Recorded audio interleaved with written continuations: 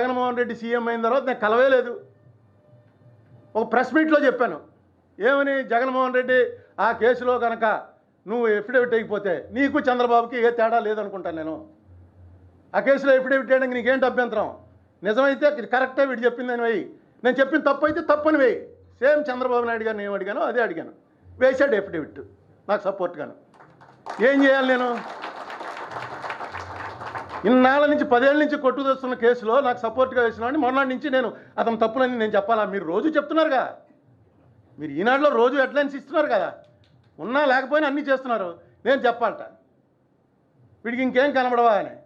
ఏమో స్టేట్కి సంబంధించి నా సొంతానికి ఏమైనా చేశాడా? స్టేట్కి సంబంధించి అఫిడవిట్ వేసాడు.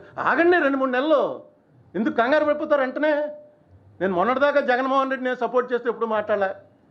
ఈవేళ నా చేత ఎలాగైనా సరే జగన్మోహన్ రెడ్డి చేయని మంచి మాట ఒకటి అనిపించి వీళ్ళని ఇటో అటో వెళ్ళిపోవాలి. మధ్యగా ఉండటానికి కుదరదు వాళ్ళకి. వస్తే తెలుగుదేశంలోకి వచ్చా, లేకపోతే వైసీపీలోకి వెళ్ళిపో. ఇది ఎక్కడ గొడవ? ఇది సంబంధం దీనికి దానికి ఏంటంటే సంబంధం? అసలు మార్గదర్శి గొడవలో వాళ్ళు చిట్ ఫండ్ కంపెనీ నడుపుతున్నది పూర్తిగా చట్టవిరుద్ధంగా నడుపుతున్నారని వాళ్ళే ఒప్పుకున్నారు. చిట్ ఫండ్ యాక్ట్ మాకు వర్తించదు, మేము కంపెనీ యాక్ట్ ప్రకారం నడుపుతున్నాం అని చెప్పి వాళ్ళకి సిఐడి పోలీస్కి చెప్పారు. వాళ్ళు పేపర్లో రాయించింది మొత్తం రాశారు. వాళ్ళు ఇలా కుదరదు, ఇది కంపెనీ యాక్ట్ ప్రకారం నడవడానికి కుదరదు, ఏదైతే చిట్ ఫండ్ యాక్ట్ ఉందో ఆ యాక్ట్ ప్రకారమే నడవాలి అని. సరే ఏం చేస్తారు అన్నది కోర్టు, మళ్ళీ ప్రసాద్ గారు చెప్పినట్టు కోర్టుకి వెళ్ళిన తర్వాత రకరకాలుగా ఉంటుంది. మొన్న ఇక్కడే చూశాను మన కోర్టులో, మీరు కూడా ఉన్నారు ఆవేళ ప్రసాద్ గారు. ఆయన పెద్ద ప్లేటర్ ఒక ఆయన వచ్చాడు, ఒకసారి వస్తే 15 లక్షలు తీసుకుంటాడు. 15 లక్షలు తీసుకుని వచ్చి ఏదో జీవో ఇచ్చాడు జగన్మోహన్ రెడ్డి. ఆ జీవోకి వ్యతిరేకంగా తీసుకొచ్చారు. జీవో నెంబర్ 1 2 రోజులు నడిచింది. ఆ 15 లక్షల ప్లేటర్ గారు వచ్చి అమెరికా ఇరాక్ వార్ చెప్పాడు.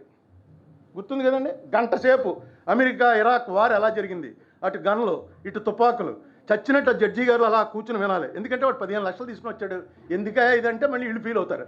అదే నేను మేము చెప్తుంటేం లేదని మొత్తం చెప్పాడు. చెప్పి ఆఖరిని ఏమన్నాడంటే, ఆ రోజున జార్జ్ బుష్ ఏమన్నాడు, చట్టాలు దేశం కోసం, నోట్ డౌన్. నేను కూడా అదే చెప్తున్నా. దీనికోసం ఇరాక్ వార్ అంతా ఎందుకు చెప్పండి? అన్ని కోర్టు కేసులు పోయి మొత్తం అందరు కేసులు ఉన్నవాళ్ళు ప్రసాద్ గారు ఎలాంటి వాళ్ళు వీడు చంపేశాడు, రోజంతా తినేశాడు. ఇరాక్ వార్ చెప్పాడు, మన ఉక్రెయిన్ వార్ చెప్పాడు, ఏంటి జీవో 1 గురించి.